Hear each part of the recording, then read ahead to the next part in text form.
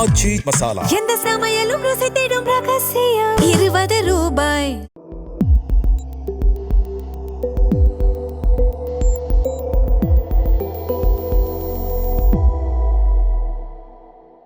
வணக்கம் சார். வணக்கம் சார். தமிழக சட்டமன்ற தேர்தல் கிட்ட வந்துருச்சு. எல்லா கட்சி வேட்பாளர்களும் அவங்க தொகுதிக்கு போய் பிரச்சாரம் பண்ணிட்டு இருக்காங்க. தமிழக வெற்றி கழகத்தோட வேட்பாளர் சத்தியகுமார் அவர்கள் அவரோட தொகுதியில தனியாளா போய் பிரச்சாரம் பண்றாரு. எல்லா கட்சி வேட்பாளருமே அவங்கவுங்க மாவட்ட நிர்வாகிகள், கட்சி நிர்வாகிகள் அப்படி போய் தான் பிரச்சாரம் பண்ணுவாங்க. பட் இவரு மட்டுமே அவர் தனியா போய் அவரோட தொகுதியில பண்ணிட்டு இருக்காரு. இது எப்படி பாக்குறது இந்த பிரச்சனையை? அதான் இப்ப தமிழ்நாடு தேர்தலை பொறுத்தளவுல யாரும் பண்ணாத ஒரு காரியத்தை தாவேக்கா வேட்பாளர் பண்றாரு. ஒரு கேண்டிடேட் தனியா சுயேட்சையா போட்டிட்டா கூட ஒரு 4 பேர் போவாங்க பிரச்சாரம் பண்றதுக்கு. பட் தாவேக்கா பெரிய கட்சின்றாங்க, 30% ஓட்டு இருக்குன்றாங்க. அவர் கூட போறதுக்கு ஒரு 10 பேர் கூட இல்ல, தனியா போய் அவரு பிரச்சாரம் பண்றாரு. சத்தியகுமார் அவர் பேரு. அவரு கொஞ்சம் ஃபேமஸான ஒரு இண்டிவிஜுவல் தான். டிவில எல்லாம் நிறைய டிபேட்ஸ்ல எல்லாம் கலந்துப்பாரு. யூடியூப்லயும் ஒரு ஃபேமஸான ஒரு பர்சனாலிட்டி. திருத்தணி தொகுதியில அவர் தனியா போய் பிரச்சாரம் பண்ணிட்டு இருக்காரு. சொல்லப்படுற விஷயம் என்னன்னா, ஏதோ ஒரு பிரச்சனை இருக்கு கட்சிக்குள்ள, அதனால கட்சிக்காரங்க யாரும் அவருக்கு சப்போர்ட்டா போகல. அவரும் கட்சிக்காரங்க வரலனாலும் பரவாயில்ல, நான் தனியாவே பிரச்சாரம் பண்ணுவேன் அப்படின்ற மாதிரி அவரும் தனியா பிரச்சாரம் பண்றாரு. சோ இது பார்த்தோம்னா எப்படி இந்த கட்சி நம்ம ஸ்டார்டிங்ல இருந்தே சொல்றோம் இது ஒரு கட்சியே கிடையாதுன்னு சொல்றோம். அதை இப்ப நிரூபிக்கும் விதமா நிறைய காரியங்களை பண்ணிட்டு இருக்காங்க. எந்த ஒரு கட்சியும் இப்படிப்பட்ட ஒரு விஷயத்த பண்ண மாட்டாங்க. டிசிப்ளின்லாம் என்ன அப்படின்ற விஷயம் தொண்டர்களுக்கும் தெரியல, தலைவருக்கும் தெரியல, வேட்பாளருக்கும் தெரியல. பார்ட்டி டிசிப்ளின்னா என்ன, பார்ட்டினா என்னன்ற புரிதலே இல்லாம இவங்க அரசியல் பண்ணிட்டு இருக்காங்க. இப்ப விஜயை பாக்குறதுக்காக ஆயிரக்கணக்கான பேர் கரூருக்கு போறாங்க. அதுல 41 பேர் இறக்குறாங்க. சோ விஜயை பாக்குறதுக்காக ஆயிரக்கணக்கான பேர் போறாங்க. ஆனா இப்ப எலெக்ஷன் வரும்போது விஜய் வேட்பாளர்களை போட்டிருக்காரு. அவருக்கு போய் பிரச்சாரம் பண்றதுக்கு ஒருத்தங்க கூட வர மாட்டேங்கிறாங்க. இது எப்படி நம்ம புரிஞ்சுக்கிறது? சோ விஜயை பாக்குறதுக்கு ஆயிரக்கணக்கான பேர் போறாங்க, கூட்ட நெரிசல் ஏற்படுது. ஆனா விஜயோட வேட்பாளர்களை சப்போர்ட் பண்றதுக்கு ஒருத்தர் கூட வெளியே வர மாட்டேங்கிறார். சோ இது காட்டக்கூடிய விஷயம் என்னன்னா, இவங்களுக்கு கொஞ்சமும் அரசியல் புரிதலே இல்லை அப்படின்ற விஷயத்தை தான் காட்டுது. சோ விஜய்ன்ற நடிகரை பாக்குறதுக்கு போறாங்க. ஆனா டிவிகேவோட அரசியலை மக்கள்கிட்ட எடுத்துட்டு போறதுக்கும், டிவிகே கட்சிக்கு வாக்குகளை பெறுவதற்கும் களத்துல போறதுக்கும் இவங்களுக்கு இஷ்டம் இல்லை. யாரும் களத்துல வரமாட்டேங்கிறாங்க. இது முக்கியமான ஒரு விஷயம். ரெண்டாவது பார்த்தோம்னா, இப்ப எல்லா இடத்துலயுமே பாலிடிக்ஸ் இருக்குங்க. இங்க இருக்கக்கூடிய எல்லா கட்சிகள்லயுமே பாலிடிக்ஸ் இருக்கும். டிஎம்கே, ஏடிஎம்கே, என்டிகே, காங்கிரஸ் எல்லா கட்சிகள்லயும் பாலிடிக்ஸ் இருக்கும். தலைமை ஒரு வேட்பாளரை போட்டாங்கன்னா நிறைய பிரச்சனைகள் இருக்கும். ஆனா பிரச்சனைகள் இருந்தாலும் இப்படி ஒருத்தர் கூட போக மாட்டோம்னு இருக்க மாட்டாங்க. தலைமை சொன்னா அவங்க போய் பிரச்சாரம் பண்ணுவாங்க. எங்களுக்கு இந்த வேட்பாளர் பிடிக்கல, பட் இருந்தாலும் வேற வழியிலனாவது போவாங்க. தலைமையோட பேச்சு கட்டுப்பட்டு அவங்க போவாங்க. மேபி பேக்ரவுண்ட்ல அந்த வேட்பாளருக்கு எதிராகவே செயல்படுவாங்க, இல்லாட்டி சரியா வேலை பார்க்க மாட்டாங்க. இதெல்லாம் நடக்கும். ஆனா தலைமை ஒரு உத்தரவு போட்டா சாதாரணமா எல்லா கட்சிக்காரங்களுமே வேலை பார்ப்பாங்க. பட் இந்த கட்சியை பொறுத்தளவுல தலைமை ஒரு வேட்பாளரை கொடுத்திருக்காங்க. ஆனா இந்த கட்சிக்காரங்க தலைமையோட உத்தரவு கட்டுப்பட்டு களத்துல போய் வேலை செய்வதற்கு அவங்க தயாரா இல்லை. தலைமையே சொன்னாலும் பரவாயில்ல, விஜயே சொன்னாலும் பரவாயில்ல, எங்களுக்கு கவலை கிடையாது. அதுக்கு என்னெல்லாமோ காரணம் சொல்றாங்க. அந்த வேட்பாளர் சைக்கிள்ல வர சொன்னாராம். அதுல என்ன பிரச்சனை இவங்களுக்கு? சைக்கிள்ல இவங்க போக மாட்டாங்களா என்ன? சில வேட்பாளர்கள் எனக்கு தெரியும் நடந்தே போவாங்க எல்லா இடத்துக்கும். ஏன்னா நடந்து போனா இன்னும் கொஞ்சம் கூட மக்களை நம்ம நேர்ல சந்திச்சு பேச முடியும். வண்டியில போனா சும்மா டாட்டா கட்டிட்டே போயிருவோம். நம்ம கொஞ்சம் பேரை சந்திச்சாலும் கரெக்டா ஒவ்வொருத்தங்களையும் நேர்ல போய் வீடு வீடா போய் பாக்குறது நல்லது. டோர் டு டோர் கேம்பெயின் பண்றது கரெக்ட்னு சிலவங்க பிளான் பண்ணி நடப்பாங்க. அதனால இப்ப சைக்கிள்ல போகணும்னு அவர் சொன்னாரு, அதை ஒரு குற்றமா சொல்றாங்க. அப்ப இவங்களோட புரிதல் எந்த அளவுக்கு இருக்கு பாருங்க. அரசியலை பத்தின எந்த புரிதலுமே இல்ல. உங்களை என்ன பென்ஸ் கார்ல வச்சு கூட்டு போவாங்க? சைக்கிள்ல போனா மக்களை சந்திச்சு பேசலாம்ல. அது போக வேற சில விஷயங்களும் சொல்றாங்க. நீங்க இல்லைன்னா தனியாவே போயிருவோம்னு அவர் போனாரு அப்படி இப்படின்னா நிறைய சொல்றாங்க. பட் எனிவே உங்களுக்கு வேட்பாளர்கிட்ட என்ன பிரச்சனை இருந்தாலும் தலைமை உத்தரவு போட்டா நீங்க கீழே போய் வேலை பார்க்கணும். வேட்பாளர் சரியில்லைன்னா மேல நீங்க கம்ப்ளைண்ட் பண்ணலாம், புகார் கொடுக்கலாம். ஆனா அதை தாண்டி தலைமை சொன்னாலும் பரவாயில்ல, நான்லாம் போய் பிரச்சாரம் பண்ண மாட்டேன் அப்படின்ற மாதிரி இருக்கக்கூடாது. இது ரொம்ப இம்மெச்சூர்டான விஷயம். இது ஒண்ணு. சரி, இவங்களுக்கு தான் புரிதல் இல்லை. வேட்பாளர் பாருங்க, அவரு நீங்க எல்லாம் வரலாமும் பரவாயில்ல, நான் தனியா போய் பிரச்சாரம் பண்ணுவேன். அப்ப எது கட்சியில இருக்கீங்க? நீங்க தனியா ஒரு சுயேட்சை வேட்பாளராகவே நீங்க போட்டிடலாமே. ஒரு கட்சியில இருக்கீங்கன்னா கட்சிக்காரங்க எல்லாம் ஒண்ணு சேர்த்து நீங்க ஜெயிக்கணும்ல. தனியாவே நீங்க அதை பண்ணிருக்கீங்கன்னா எதுக்கு உங்களுக்கு அப்ப கட்சி? நீங்க தனியாவே நின்றுட்டு போலாமே. சோ அதனால இவருக்கும் பார்த்தோம்னா அந்த மெச்சூரிட்டி இல்ல. இவர் சில விஷயங்கள் எதிர்பார்க்கிறாரு, நம்ம சைக்கிள்ல போகணுன்றாரு, சில விஷயங்கள் பண்ணுன்றாரு. அதை பண்றதுக்கு இவங்க தயாரா இல்லைன்னா அவங்கள ஓரளவுக்கு பேசி எடுத்து வழி கொண்டு வந்து நீங்க சேர்ந்துதான் பண்ணணும். இல்ல அவங்க சுத்தமா உங்களுக்கு கோஆபரேட்டே பண்ண மாட்டேங்கிறாங்கன்னா தலைமைக்கு நீங்க அதை தெரிவிக்கணும். தலைமை நடவடிக்கை எடுக்கணும். இவர் தெரிவிச்சாரான்னு தெரியல, தலைமை என்ன பேசினாங்கன்னு தெரியல. பட் ஒரு கட்சினா இப்படிதான் ஃபங்க்ஷன் ஆகும். பாருங்க, நான் வந்திருக்கேன், பிரச்சாரம் பண்ணணும்னு நினைக்கிறேன், யாருமே வர மாட்டேங்கிறாங்க. இருக்கக்கூடிய மாவட்ட செயலாளர், அந்த பகுதியில் இருக்கக்கூடிய நிர்வாகிகள் எல்லாம் கோஆபரேட் பண்ண மாட்டேங்கிறாங்க, என்ன பண்ணணும்னு சொல்லுங்க, கரெக்டா நடவடிக்கை எடுங்க அப்படின்ற மாதிரி கொண்டு போகணும். அதுவும் இங்க நடக்கல. சோ தொண்டர்களுக்கும் புரிதல் இல்ல, வேட்பாளரும் இம்மெச்சூர்டா இருக்காரு. அப்புறம் வேட்பாளர் எந்த கண்டிஷன்ல இருக்காருன்னு பாத்தீங்கன்னா தனியா போறாரு. இப்ப நார்மலா நீங்க ஒரு வேட்பாளரா இருக்கீங்கன்னா, ஒரு பெரிய கட்சி, தாவேக்கா ஒரு பெரிய கட்சி தான், ஏன்னா 5-10% ஓட்டு வாங்க போறாங்கன்னு நான் நம்புறேன். விஜய் வந்தாருன்னா நிறைய சப்போர்ட்டும் இருக்கு. அப்ப ஒரு வேட்பாளரா நீ ஒருத்தரை போடுறீங்கன்னா கொஞ்சமாவது அவருக்கு கிரவுண்ட்ல எக்ஸ்பீரியன்ஸ் இருக்கணும். மக்கள் சேவைன்னு கொஞ்சமாவது அவர் பண்ணிருக்கணும். நீங்க மக்கள் சேவைன்ற விஷயத்த ஒரு 2 வருஷம் பண்ணிருந்தீங்கன்னா உங்க கூட நார்மலாவே ஒரு 10 பேர் இருப்பாங்க, உங்களை நம்பி ஒரு 10 பேர் வருவாங்க. இவரு இன்னைக்கு ஒரு வேட்பாளரா இருக்காரு, பெரிய கட்சியில ஒரு நல்ல ஃபேமஸான ஒரு இண்டிவிஜுவல் போடுறாங்க, அவர் கூட ஏதோ அந்த பகுதியில இருக்க ஒரு 2 பேர் சும்மா அந்த பக்கத்துல நடந்து போயிட்டு இருக்கோம், 2 பேர் பின்னாடி வராங்க. அதை தாண்டி இவருக்கு ஒரு 10 பேரை கூப்பிட்டு அவரோட சொந்த பலத்துல ஒரு 10 பேரை கூட்டு வர்றது கூட அவருக்கு செல்வாக்கு இல்லை. சோ அப்ப இவங்க எல்லாருமே நம்பி இருக்கிறது என்னன்னா விஜய் அப்படின்ற ஒருத்தரோட பிம்பத்தை. சோ அதனால இந்த கட்சியை பொறுத்தளவுல பாத்தீங்கன்னா இப்ப 2 விதமான ஆட்களை போட்டிருக்காங்க. கொஞ்சம் ஃபேமஸான ஆட்களுக்கு வாய்ப்பு கொடுத்திருக்காங்க, அப்புறம் மற்ற கட்சிகள்ல இருந்து வந்தவங்களுக்கு வாய்ப்பு கொடுத்திருக்காங்க. பெரிய பெரிய செல்வந்தர்கள், அப்புறம் வேற கட்சியில இருந்து 100க்கும் மேற்பட்டவர்கள் மற்ற கட்சியில இருந்து வந்தவங்க. கட்சி நிர்வாகிகளுக்கு எல்லாம் வாய்ப்பு கொடுக்கல, மாவட்ட செயலாளர்கள் 60 பேருக்கு வாய்ப்பே கொடுக்கல. அப்ப அவங்க எல்லாம் வேலை பார்க்க மாட்டாங்க. ஆனா இப்ப பெரிய பெரிய முதலாளிகள் எல்லாம் உள்ள இறங்கும் போது, மற்ற கட்சிகள் இருந்து வரக்கூடியவங்க எல்லாம் வந்து கேம்பெயின் பண்ணும்போது அவங்ககிட்ட பணம் இருக்கும். சோ அவங்க கட்சிக்காரங்க வராங்களோ இல்லையோ அவங்க ஒரு 40 பேரை கூட்டு வந்துருவாங்க. சோ கட்சி இப்படி நடத்திட்டு இருக்காங்க. ஒரு சைட்ல பார்த்தோம்னா ஒருத்தருக்கு வந்து பெரிய பணபலம் இதெல்லாம் இல்லைன்னா அவர் தனியா நடந்து போக வேண்டிய ஒரு சூழல் இருக்கு. இல்ல பெரிய பணபலம்லாம் இருந்தா அதை யூஸ் பண்ணி அவங்க கேம்பெயின் பண்றாங்க. ஏறக்குறைய சுயேட்சை வேட்பாளர்கள் மாதிரி எல்லாரும் செயல்பட்டு இருக்காங்க.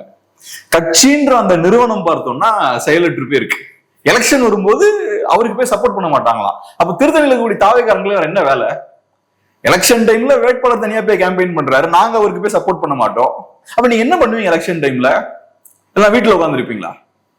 இப்படி ஒரு கட்சி எங்கேயாவது உலகத்துல பாத்துருப்பீங்களா? எலெக்ஷன் டைம்ல வேலை பார்க்கறது தான் ஒரு, அதுக்காக வெயிட் பண்ணிட்டு இருப்பாங்க. முழு செயல்பாட்டை அப்பதான் காட்டுவாங்க. இவங்க பார்த்தாங்கன்னா இவங்க என்ன சொல்றாங்க, அவரு சைக்கிள்ல போக சொன்னாருங்களே, அதனால கோச்சிக்கிட்டு வீட்டுல உட்காந்துருக்காங்க. இப்படி ஒரு கூட்டத்தை பார்க்க முடியுமா சார்? இப்ப இன்னொரு மிக முக்கியமான கேள்வி இருக்கு சார். உட்கட்சி பூசல் எல்லா கட்சியிலுமே தான் இருக்கு. ஒண்ணு இல்ல, இந்த வேட்பாளர்கள் ஏன் போட்டீங்க அப்படின்னு எல்லா கட்சியிலுமே சண்டை நடக்கும். திமுக, அதிமுக இப்ப கூட ஒரு சண்டை போச்சு. அந்த மாதிரி எல்லா கட்சியிலுமே சண்டை போகும்போது சத்தியகுமாரை மட்டும் ஏன் எல்லாரும் இப்படி கார்னர் பண்ணி பேசுறாங்க? அது ஒரு நார்மல் கட்சி பிரச்சனையா பார்க்க வேண்டியது தானே, இது இவ்வளவு பெருசா பார்க்கணுமா? இப்ப எல்லா கட்சியிலும் இது நடக்குங்க.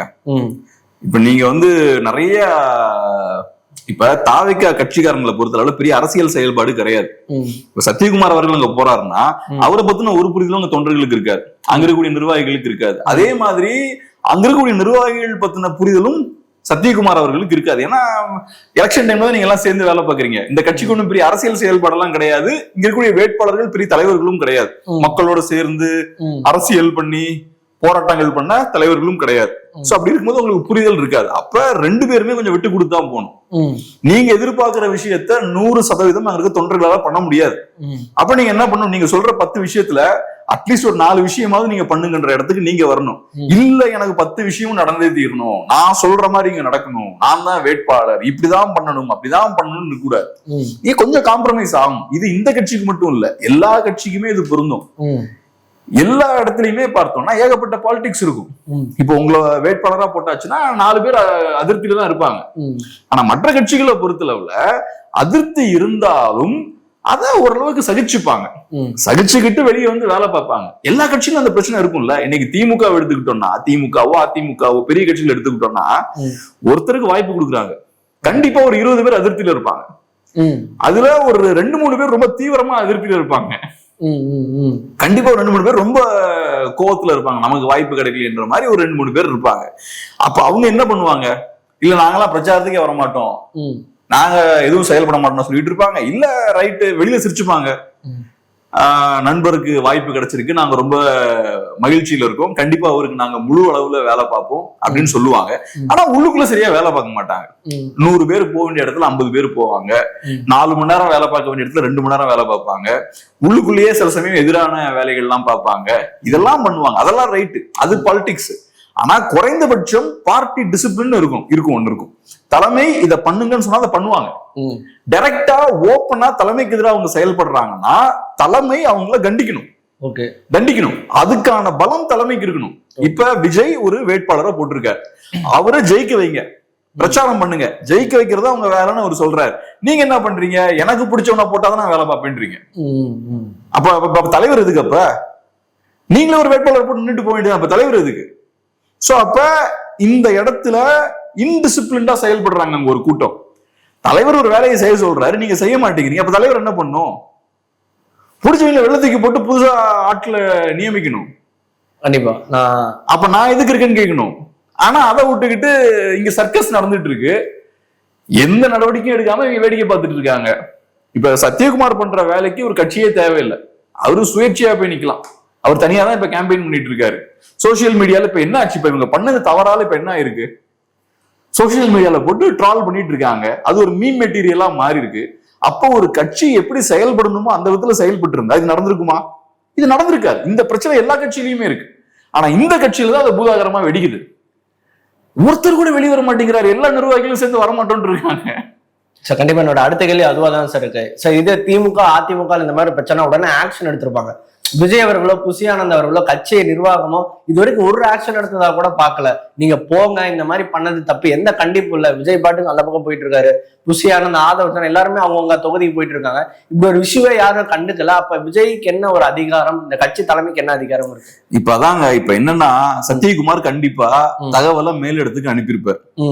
இந்த மாதிரி நான் பிரச்சாரம் பண்ண விருப்பப்படுறேன், ஆனா எனக்கு சரியான ஒத்துழைப்பு இல்லை அப்படின்ற விஷயத்த சொல்லியிருப்பாரு. அதே மாதிரி கட்சி நிர்வாகிகளும் மேலிடத்துக்கு தகவல் சொல்லியிருப்பாங்க. இங்க சத்யகுமார் அவர்கள் சரியான ஒரு சாய்ஸ் கிடையாது, வேற நல்லா வேலை செய்தவங்க, கட்சிக்காக வேலை செஞ்சவங்க நிறைய பேர் இருக்காங்க, அவங்களுக்கு வாய்ப்பு கொடுக்கணும்னு சொல்லியிருப்பாங்க. அது வேற சொல்றாங்க, கட்சிக்காக பல ஆண்டுகள் வேலை செஞ்சவங்க எல்லாம் இங்க இருக்காங்கன்றாங்க. கட்சி ஆரம்பிச்சு 2 வருஷம் தான் ஆச்சு. ஒருவேளை இந்த ஃபேன் கிளப் எல்லாம் சேர்த்து சொல்லுவாங்கன்னு நினைக்கிறேன்.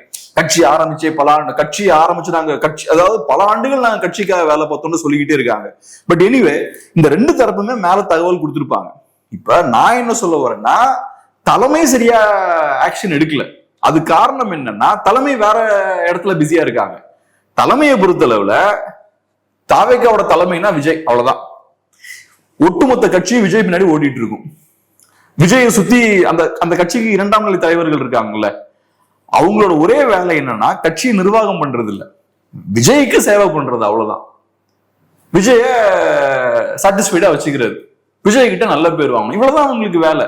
சோ அவங்க விஜய் எங்கெல்லாம் போறாரோ அங்கெல்லாம் போவாங்க, விஜய்க்கு தேவையான விஷயங்கள்லாம் பண்ணி கொடுப்பாங்க. கட்சின்ற நிர்வாகமே கிடையாது.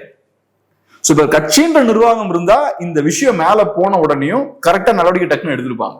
அதை அவங்களால எடுக்க முடியல. ஆனா பார்ட்டி அப்பாரட்டஸே இல்லை. இவங்களை பொறுத்தளவுல விஜய் அப்படின்ற ஒருத்தர் தான் கட்சி. Vijay is equal to TVK, Vijay is equal to party. அப்ப இந்த 2ஆம் கட்ட தலைவர்கள் வளரணும்னா என்ன, யார் தேவை? விஜய். விஜயோட அந்த சப்போர்ட்டும் விஜய் கிட்ட அந்த நல்ல பேர் வாங்கிட்டீங்கன்னா நீங்க வளரலாம். அப்ப அதுக்கான வேலையை மட்டும் தான் அவங்க பண்ணுவாங்க. நம்ம வேலையை கரெக்டா செய்யணும், நிர்வாகம் கரெக்டா பண்ணணும், கீழே எல்லாம் கரெக்டா நடக்குது, அதெல்லாம் கிடையாது. விஜய் கிட்ட நல்ல பேர் வாங்கணும், அவரு பின்னாடியே ஓடுறது, அவரை குஷிப்படுத்துற மாதிரியான விஷயங்கள் பண்றது, யாராவது வளர்ந்து வந்து அவனை பார்த்து பயப்படுறது, அவனை வளர விடுறது கிடையாது. ஏன்னா அவன் வளர்ந்து அவன் நல்ல பேர் வாங்கிடுவான்ல, அவனை விடுறது கிடையாது. இந்த மாதிரியான வேலைகளை பார்த்துட்டு இருக்காங்க. சோ அதனாலதான் சொல்றது, ஒரு கம்பெனியா இருந்தாலும் சரி, ஒரு தனியார் நிறுவனமா இருந்தாலும் சரி, ஒரு கட்சியா இருந்தாலும் சரி, ஒரு அரசா இருந்தாலும் சரி, நல்ல ஒரு கட்டமைப்பு வேணும். இந்த பார்ட்டி ஹைரார்கின்றது ரொம்ப அவசியம். ஒரு கம்பெனினா மேல சிஇஓ இருக்கணும், கரெக்டான ஒரு சிஸ்டம் இருக்கணும். ஒரு இடத்துல தப்பு நடந்ததுன்னா டக்குன்னு எஸ்கலேட் ஆகி மேல போகணும், தலைமை டக்குன்னு ஒரு முடிவு எடுக்கணும், கரெக்டான ஆள் அங்க போடணும், இல்லாட்டி அவர் சரியா வேலை செய்ய வைக்கிற விஷயங்கள் பண்ணணும். இதெல்லாம் பண்ணாதான் அந்த கம்பெனி நடக்கும் கரெக்டா. இப்ப கவர்மெண்ட் ஆபீஸ் ஏன் சரியா ஃபங்க்ஷன் ஆக மாட்டேங்குது? ஒருத்தர் ஒரு தவறு பண்ணாலும் சரியான நடவடிக்கை அவர் மேல எடுக்க மாட்டாங்க. அதே மாதிரி அங்க இருக்கக்கூடிய வேலை செய்யக்கூடிய தொழிலாளர்களும் பயங்கரமா நம்மளோட முழு உழைப்பு அங்க போடணும்னு அவசியம் கிடையாது. ஏன்னா அது அரசு நிறுவனம் தான். இப்ப இது தனியார் நிறுவனம் விட மாட்டாரு முதலாளி. நல்லா உழைச்சா அவருக்கு லாபம், தொழிலாளி சரியா உழைக்கலன்னா அவருக்கு நஷ்டம். அந்த விஷயம் பார்த்தா இங்க இருக்காது. அப்ப அதுக்கு ஏத்த மாதிரியான ஒரு சிஸ்டம் நீங்க கட்டணும். இங்க நல்லா உழைச்சிங்கன்னா உங்களுக்கு நிறைய லாபம் கிடைக்கும், சரியா உழைக்கலன்னா உங்களை தூக்கி வெளில போட்டுருவோம் அப்படின்ற ஒரு சிஸ்டம் நீங்க கட்டினீங்கன்னா எல்லாரும் கடுமையா உழைப்பாங்க. பயமும் இருக்கும், நம்ம தப்பு பண்ணோம்னா நம்ம கிட்ட கேள்வி கேட்பாங்க, 4 தடவை தப்புனா நம்ம வெளில தூக்கி போட்டுருவாங்க அப்படின்ற ஒரு பயம் இருக்கும். அதெல்லாம் இல்லாத போது இதான் நடக்கும். சார், நான் நேற்று சமூக வலைத்தள ஒரு விஷயத்த பார்த்தேன். ஒரு அனுதாபத்தை வாங்குறதுக்காக ஃபேக் அவர் ஸ்டண்ட் மாதிரி பண்றாங்கன்னு சொன்னாங்க. இந்த கேள்வி எந்த விதத்துல நியாயம் தெரியல, அதன் படி இருக்கலாமோ? அதை பத்தி நம்ம கவலையே இல்லை. ஓகே, நான் சிம்பிளா ஒரு பார்ட்டி பாயிண்ட் ஆஃப் வியூல இருந்து அதை பாக்குறேன். எனக்கு இது ஒரு நல்ல எக்ஸாம்பிள். ஓகே, இப்ப எனக்கு சத்யகுமார் அவர்கள்ட்ட எனக்கு பர்சனலா பழக்கம் கிடையாது. சில நேரங்கள்ல அவரோட வீடியோஸ பாத்திருக்கேன்னா அவர் என்ன நோக்கத்துல பண்ணாருன்னு எனக்கு தெரியல. நான் அவர்கிட்ட பேசவும் இல்லை, போன்ல பேசி என்ன நடந்ததுன்றதெல்லாம் தெளிவுபடுத்தவும் இல்லை. ஆனா நான் என்ன சொல்றேன்னா, ஒரு கட்சி எப்படி இயங்கக்கூடாதுன்றதுக்கு இது ஒரு நல்ல உதாரணம். ஒரு கட்சி கட்டமைப்பு இல்லாம, கொள்கை கோட்பாடு இல்லாம, தொண்டர்களை நீங்க சரியா அரசியல் மயப்படுத்தாம, கரெக்டான வேட்பாளர்களை தேர்வு பண்ணி போடாம அரசியலை குதிச்சீங்கன்னா என்னென்ன தவறுகள் நடக்குமோ அதெல்லாம் இங்க நடக்குது.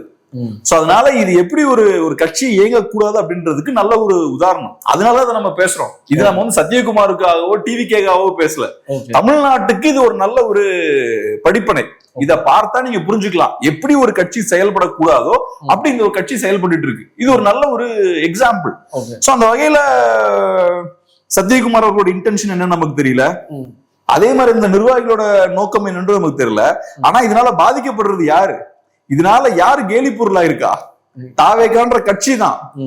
அதுதான் இங்க விஷயம். நீங்க தனிநபர்கள் உங்க விருப்ப மையமா வச்சு செயல்பட்டீங்கன்னா நீங்க சார்ந்து இருக்கக்கூடிய ஸ்தாபனம் தான் அடி வாங்கும். நீங்க நிஜமாவே அரசியல் மாற்றம் கொண்டு வரணும்னு நினைச்சீங்கன்னா ஒரு கட்சி ஒழுங்குக்குட்பட்டு செயல்படணும். அப்பதான் அந்த ஸ்தாபனம் பலம் பெறும். நீங்க கட்சி ஒழுங்குக்குட்பட்டு செயல்பட்டீங்கன்னா நீங்க சில இன்னல்களை எதிர்கொள்வீங்க, ஆனா உங்க கட்சி நல்லா வளரும். இப்ப காங்கிரஸ் பார்ட்டியில சிக்கல் அதுதான். கட்சி ஒரு முடிவு எடுக்கும், கீழே இருக்கவங்க எதையோ பேசிட்டு இருப்பாங்க. இல்ல அது நடந்துட்டு இருக்கல, எப்பவும் பாத்தீங்கன்னா கட்சியை மீறி ஏதாவது வெளில பேசிட்டு இருப்பாங்க. அப்ப அந்த தனிநபர்களுக்கு அது லாபம் தரும். ஆனா கட்சின்ற அந்த ஸ்தாபனம் நாளடைவுல போக போக பலவீனப்பட்டுக்கிட்டே இருக்கும்.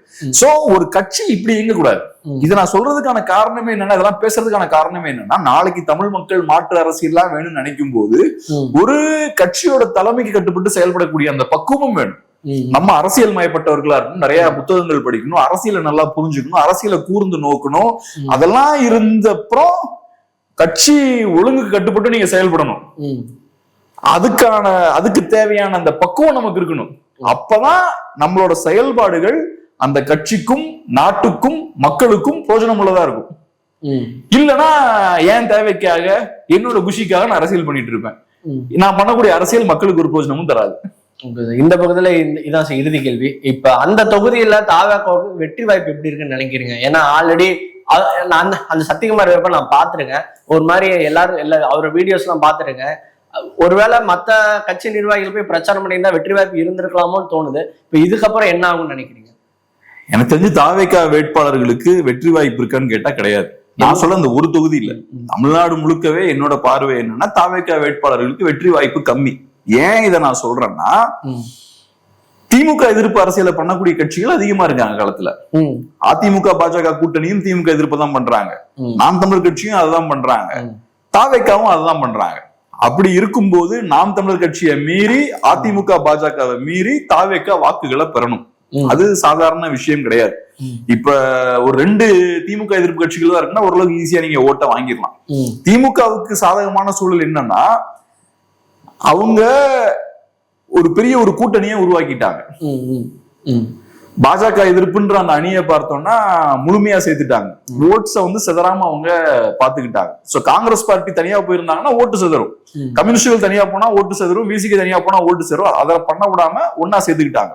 பாஜக எதிர்ப்பு அணிய கட்டுக்கோப்பா வச்சுக்கிட்டாங்க. திமுக எதிர்ப்பு அணியை பொறுத்தளவுல தனித்தனியா இருக்காங்க எல்லாரும். ஒண்ணு தாவேகா ஒரு சைடுல, என்டிகே ஒரு சைடுல, இன்னொரு சைடுல அதிமுக கூட்டணி. இதுல அதிமுகவை மீறி என்டிகேவை மீறி தாவேகாரங்க ஜெயிக்கணும். அது ஓகே, நல்ல அரசியல் இருக்கு, நல்ல செயல்பாடு இருக்குன்னா கூட நம்ம ஜெயிக்க வாய்ப்பு இருக்குங்களா. இங்க பாருங்க, தனியா போய்கிட்டு இருக்காங்க. இவங்களுக்கு அரசியல் பத்தின புரிதலும் கிடையாது. இப்ப வேற சில தொகுதிகள் எல்லாம் பார்த்தீங்கன்னா பெரிய பண முதலீடுல இறக்கிருக்காங்க. அவங்க அதிமுக அங்கங்கெல்லாம் இருந்து வந்தவங்க, அதிமுக திமுக அங்கங்க இருந்து வந்தவங்க. சோ அப்ப அவங்க எல்லாம் பாத்தீங்கன்னா வேற ஸ்டைல்ல அரசியல் பண்ணிட்டு இருப்பாங்க.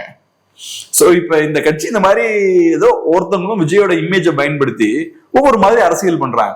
ஊர்ல எல்லாம் அப்படித்தானே அந்த ரசிகர் மன்றம் நடக்கும்.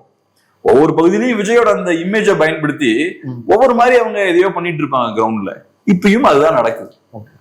ஓகே சார், இப்ப அடுத்தபடியா பார்த்தோம்னா இன்னைக்கு விஜய் அவர்கள் புதுச்சேரியில இருக்காரு. புதுச்சேரியில அங்க சட்டமன்ற எலெக்ஷன் நடக்க போது, அதுக்காக அவர் அங்க மக்களை பாக்குறதுக்காக போயிருக்காரு. அவரோட தேர்தல் பிரச்சாரம் நடத்துறதுக்காக போயிருக்காரு.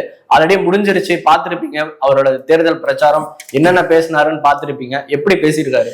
நான் ஆக்சுவலா முழுமையா பார்க்கல, கொஞ்சம் பார்த்தேன். அதுல கூட்டணியை பத்தி பேசியிருந்தாரு. ஒவ்வொரு கூட்டணியா சொல்லி இந்த கூட்டணி எல்லாம் ஒன்றும் பெரிய கூட்டணி கிடையாது, மக்களுக்கான கூட்டணி இல்லை அப்படின்ற மாதிரி எல்லாம் பேசியிருந்தாரு. அதை தாண்டி நான் பெருசா ஃபுல்லா அந்த ஸ்பீச்சை பார்க்கல. ஆனா அதை பார்க்கும்போது எனக்கு ரொம்ப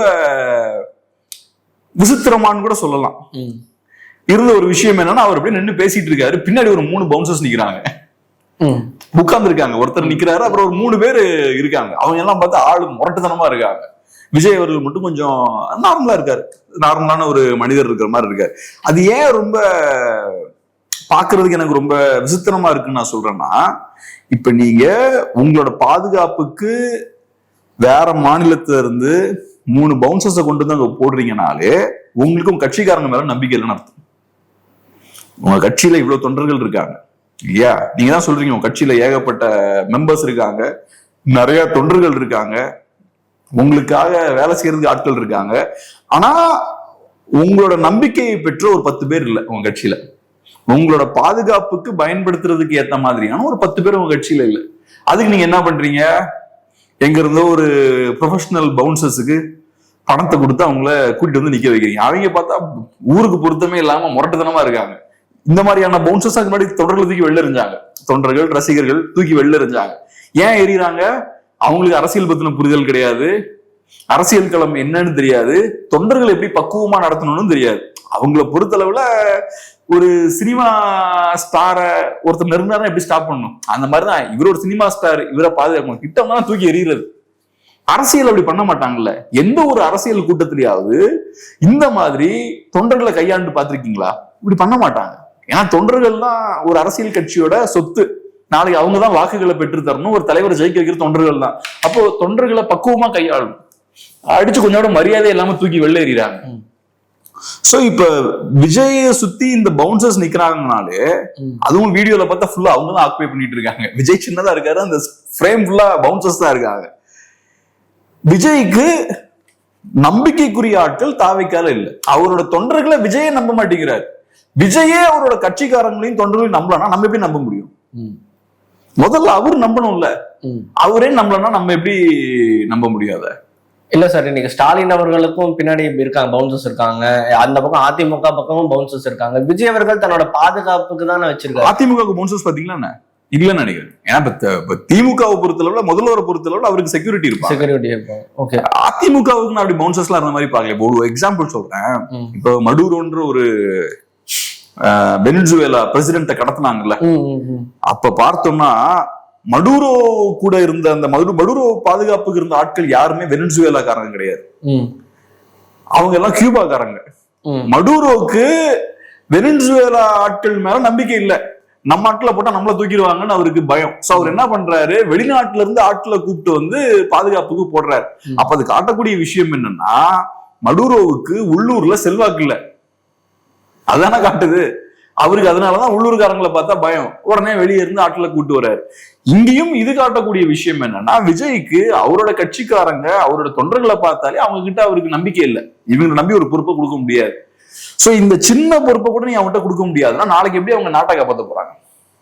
சரி, எல்லா தலைவர்களுமே அவங்களோட பர்சனல் பாடிகார்டு இருப்பாங்கல்ல. ஏன்னா மக்களோட அன்பு வேற மாதிரி. இபிஎஸ் இதை நான் இன்னொருத்தட்ட கேட்டேன், அவர் என்ன சொல்றாருன்னா, இபிஎஸ் விஜய் ஒண்ணு இல்லப்பா, மக்களோட அன்பு விஜய்க்கு அதிகமா இருக்கும், அவரோட பர்சனல் பாடிகார்டு யாராவது இருக்கு வேணும். நான் உங்களுக்கு பர்சனல் பாடிகார்டு வைக்க வேண்டானே நான் சொல்லல. நான் எந்த இடத்துல நீங்க பர்சனல் பாடிகார்டு வைக்க வேணாம்னு சொல்றேன்.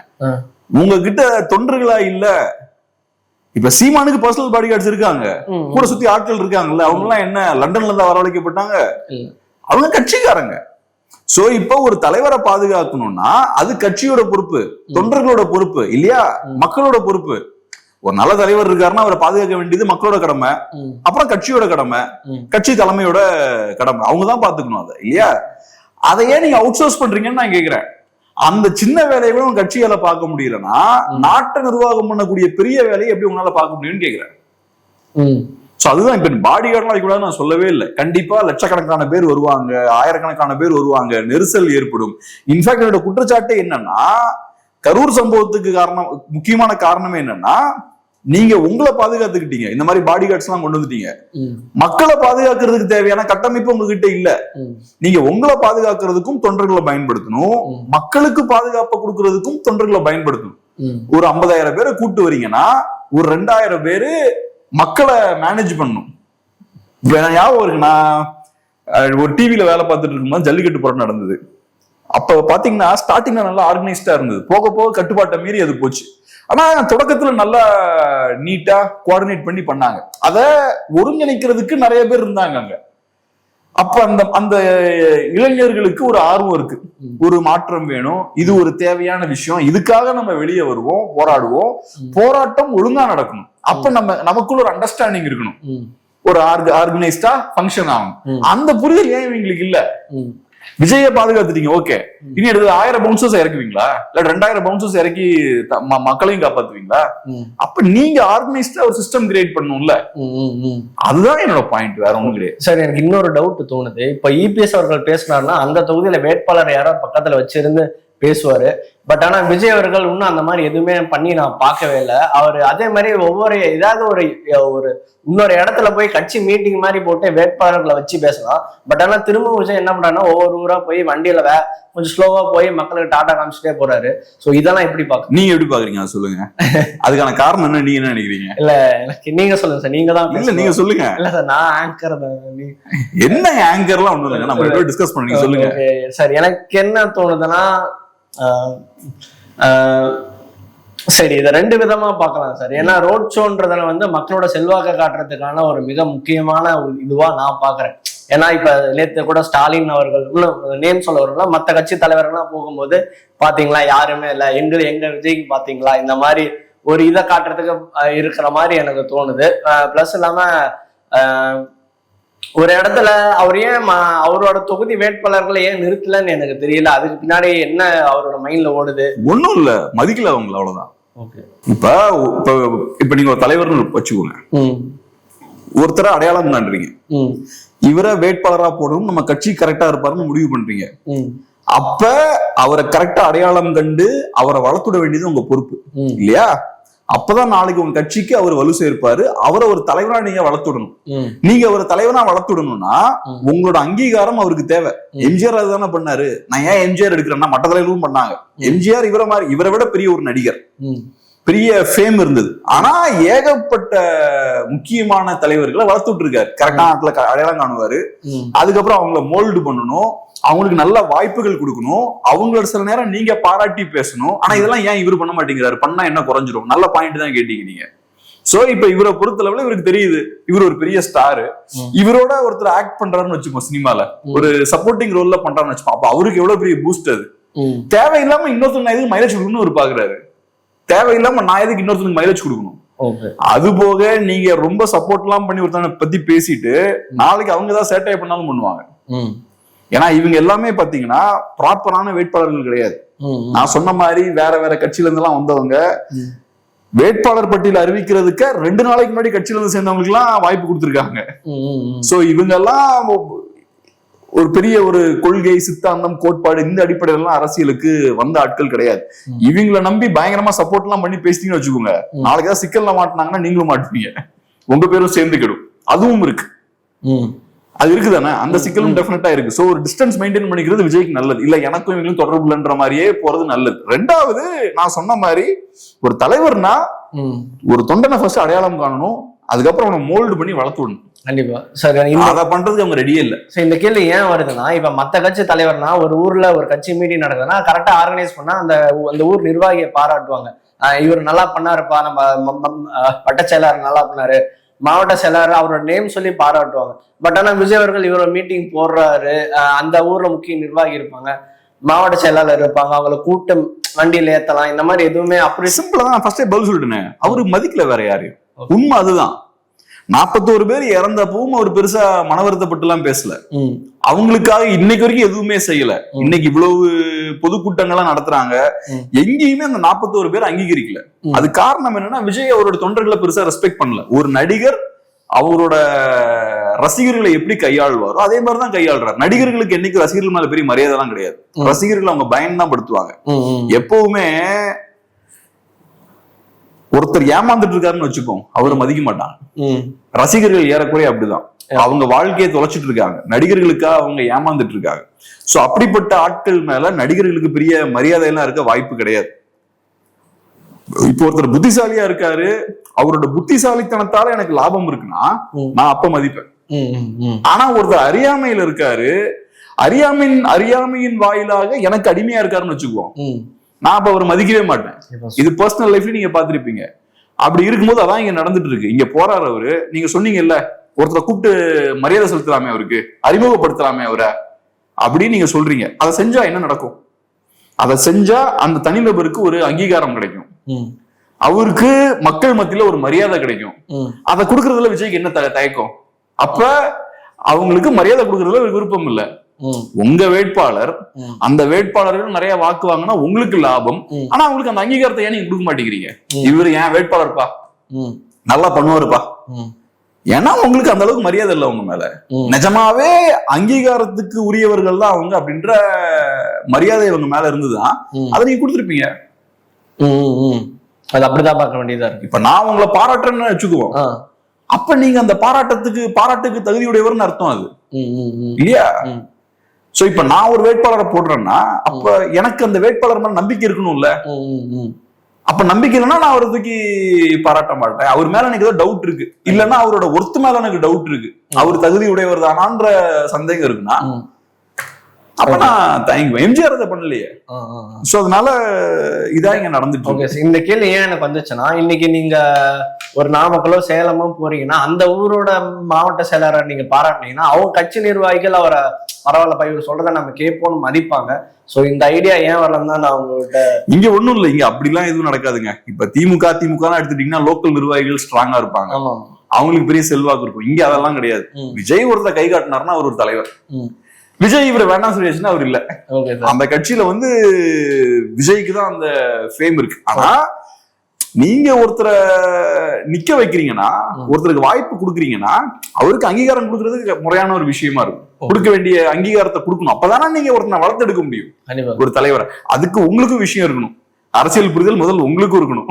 அதெல்லாம் இருக்கு. ஓகே சார், இவ்வளவு நேரம் இன்டர்வியூ ரொம்ப நல்லா இருந்தது. இதே மாதிரி இன்னொரு நேர்காணல் சார். நன்றி.